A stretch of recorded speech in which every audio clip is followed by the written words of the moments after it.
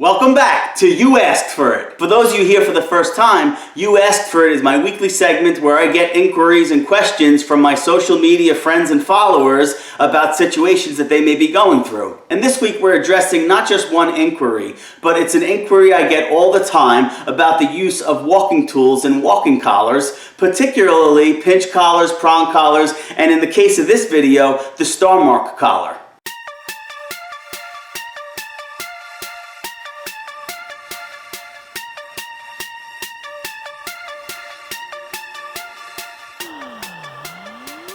The Starmark collar is a plastic version of what some people refer to as a prong or a pinch collar.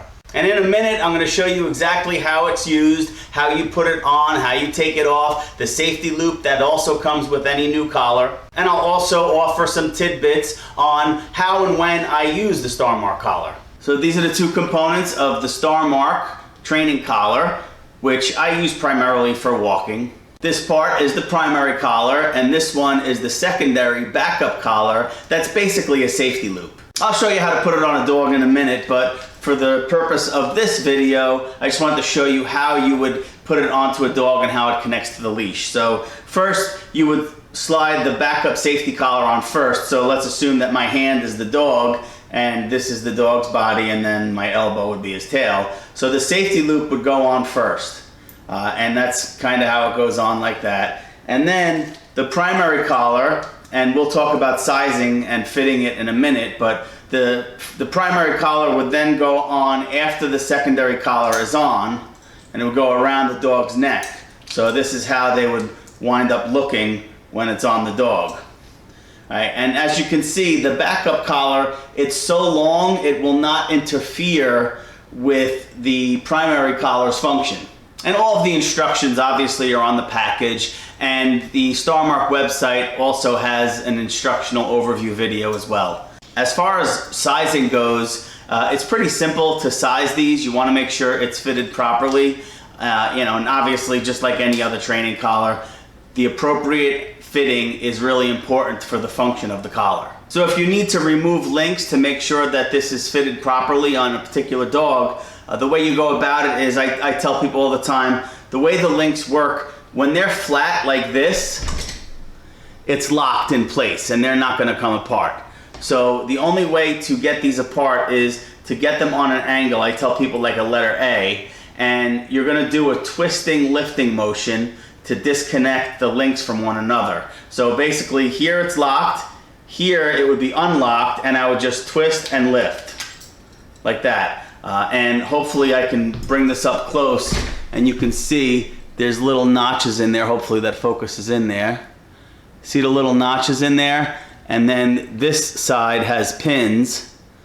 So that's how they would go. And then you would just take links off like that, and they're interchangeable, right? So, and then to put it back on, it would be the same concept. We have to make that letter A, sit the open slots on top of the pins, and I press one side at a time because it's easier, especially when they're new. I sit it right on top of the pins and I press down one side at a time. And then it's back together and we can snap it right on. And all of the links are interchangeable. We could take this off and we could put it back on this link. Remember, letter A, like that, and we could take off any one of these links. I could put this back on. You could take this link off. It's so effective, and when used properly, like any training tool, it's a really good way to improve the quality of a dog's life. I mean, it's pretty simple to use. Obviously, I don't recommend this for people who don't know what they're doing. You know, it is just a training collar. This should never be put on a dog or left on a dog unsupervised or in a crate. It should only be used for training purposes. In fact, I mean, the only time I use this is if I'm working with a rescue dog or a client's dog who, you know, really needs help on leash and they're out of control and the handlers are having a hard time handling them. I'll use this and I'll call it their walking collar. I don't use this as a compulsion tool to force dogs into obedience to teach them new obedience commands. It is just for walking or control, or if I'm transporting a flight risk dog, obviously having this and the backup collar on, it's excellent for flight risk dogs because they're not going to get loose, they're not going to get away, they're not going to slip out of the collar. This is even more secure than a martingale or even a loop leash. Let's talk about the controversial stuff. Sadly, the dog training community is like every other demographic or industry. There is a lot of controversy surrounding types of training methods. And rightfully so, because here we are in 2019 and there are still some dog trainers that are using some very old and archaic and abusive methods for training dogs. But that doesn't mean that training tools in and of themselves are abusive. And it certainly doesn't mean that dog trainers or rescue people or dog owners or caregivers who might use a handling tool to enrich and improve a dog's life are abusive. It's just asinine to suggest that just because a person or an individual decides to use a tool that can enrich the dog's life. And I know people are like, oh, how the heck can a prong collar enrich a dog's life? It's really simple. Any training or handling tool that is properly introduced to a dog can enrich that dog's life. And I know I can hear it now, all the force-free trainers are screaming, no it can't, it damages relationships, it's abusive, it's not necessary, it's not science. I'm not going to get into all this argument and debate over this stuff. What I do know is that when introduced properly, any training tool can actually improve a dog's life. I can't tell you how many times over the years that there's been a dog that has been isolated or secluded to his yard only.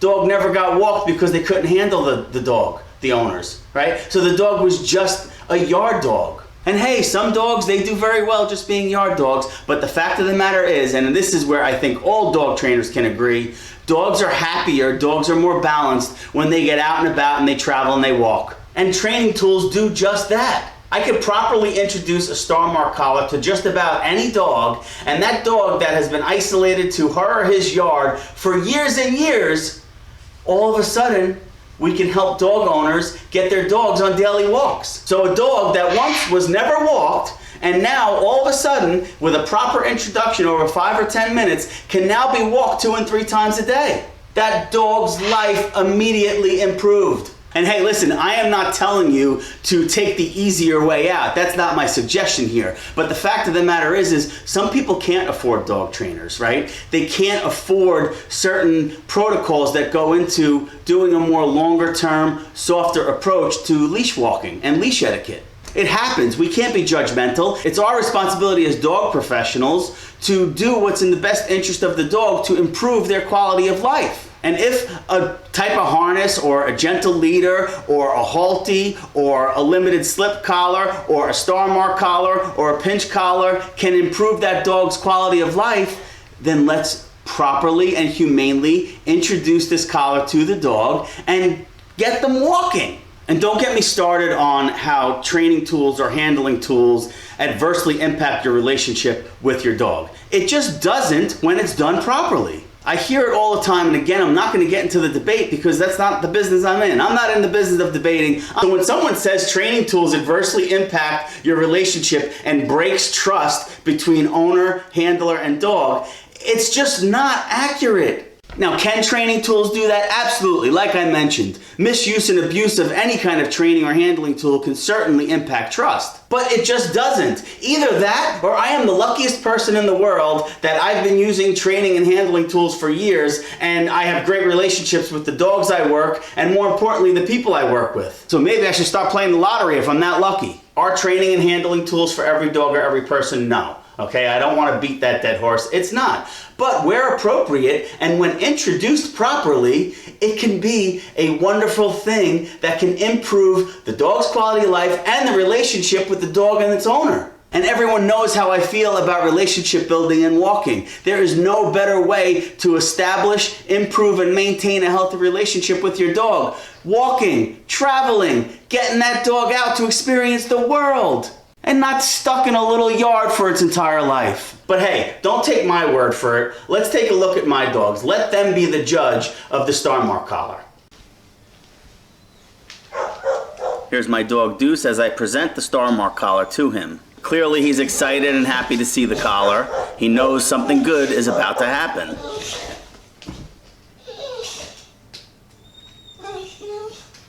And now I'm just going to put it on him, and we'll see how poorly he responds. So clearly he's happy about the collar. He knows he's going somewhere fun. There's obviously been a positive association, and this collar was introduced to him properly.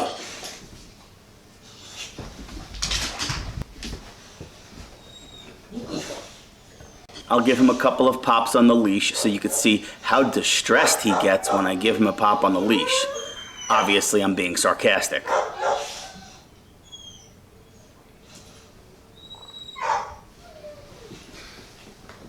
And for good measure, I want to show you how terrible our relationship is.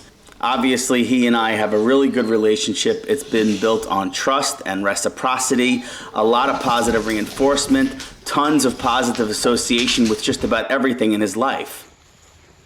And when we're walking, do you see a distressed dog? Do you see a dog that was abused in any way? Do you see a dog in which a training collar, in this case a walking collar, has proved to be anything other than positive for him? And this is why I show my dogs, because I'm not going to sit here and debate with people. The dogs tell us exactly how they feel about things.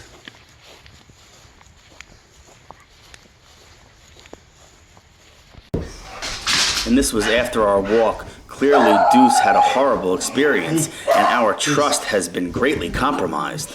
Obviously, I'm kidding. We adore each other. Yes, I know. And here's my dog Sable. I'll present the collar to her as well, and we'll see how horribly she responds. There goes the tail. Soft, calm posture. She's happy. She's relaxed. She knows that she's going for a walk and she's going somewhere good. And it's all positive. Put the collar on her, no problem, and she knows exactly what to do.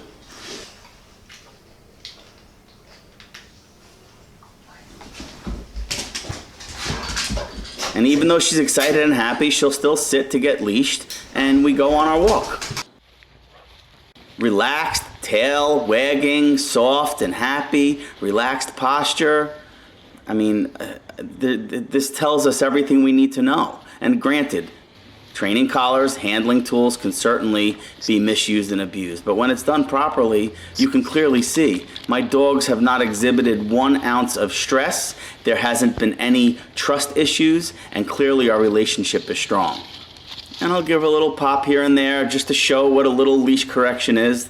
I mean, do you see a dog in distress? All this stuff about how bad handling tools are, it's just not accurate and it's just not correct. And again, they can be misused and abused, but just look at my dogs. Do they look unhappy? Do they look like dogs who don't trust their handler?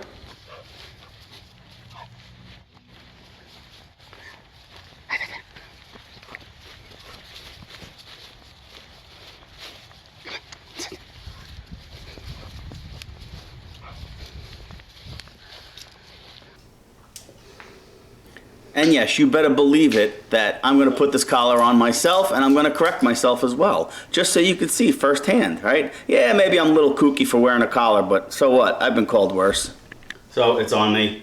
Yeah, it pinches a little. It doesn't hurt. But again, like I said, any training tool, any handling tool can be misused and can impact A, your relationship with your dog, and B, cause injury if it's misused or abused. My skin isn't nearly as thick as a dog's skin, and I'm giving myself a pretty hard correction.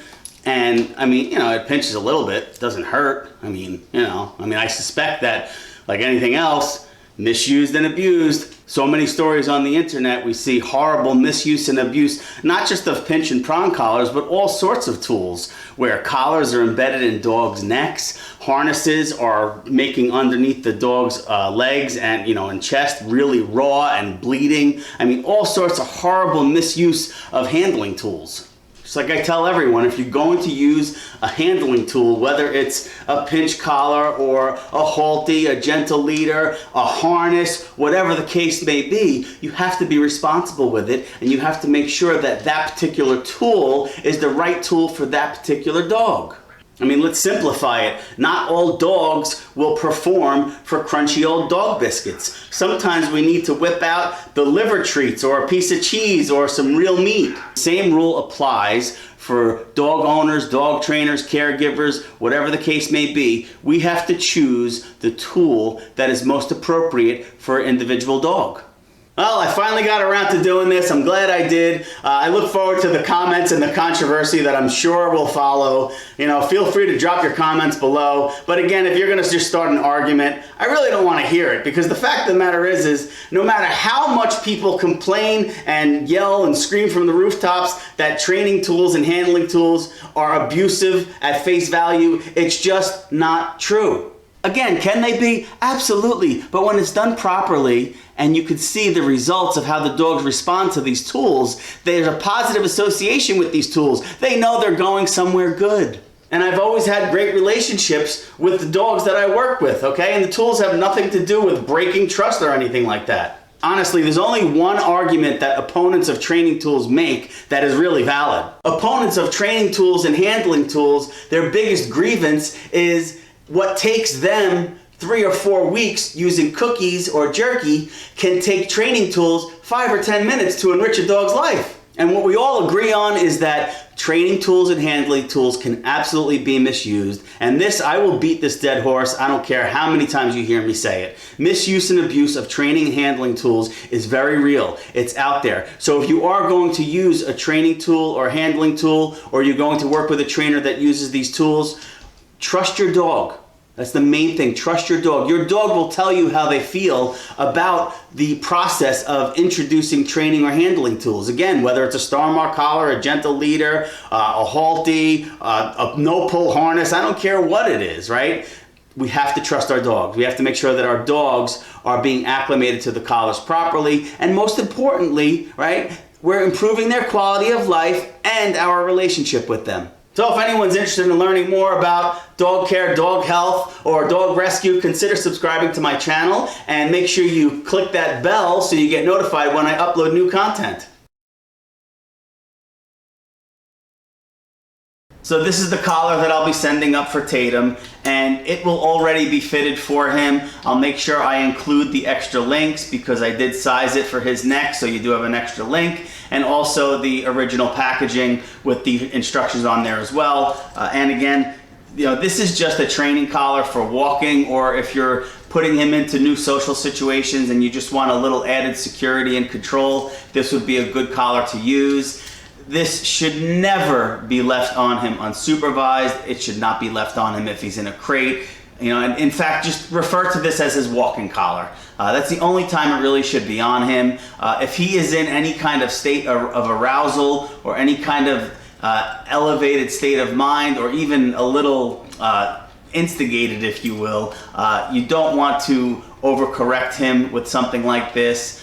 You know, he doesn't require strong corrections. Again, this is just his walking collar for added control and safety. You know, if you're out and about on a walk or in social situations where he might be a little overwhelmed, or you have a handler that just might need a little bit of added control for him. So we're gonna go put this on him outside now, and this way you can see him, you know, the whole process of what we do and our daily routine. Hey, come. Good boy. Good job. Sit. Good sit. Good boy. Way to go, buddy.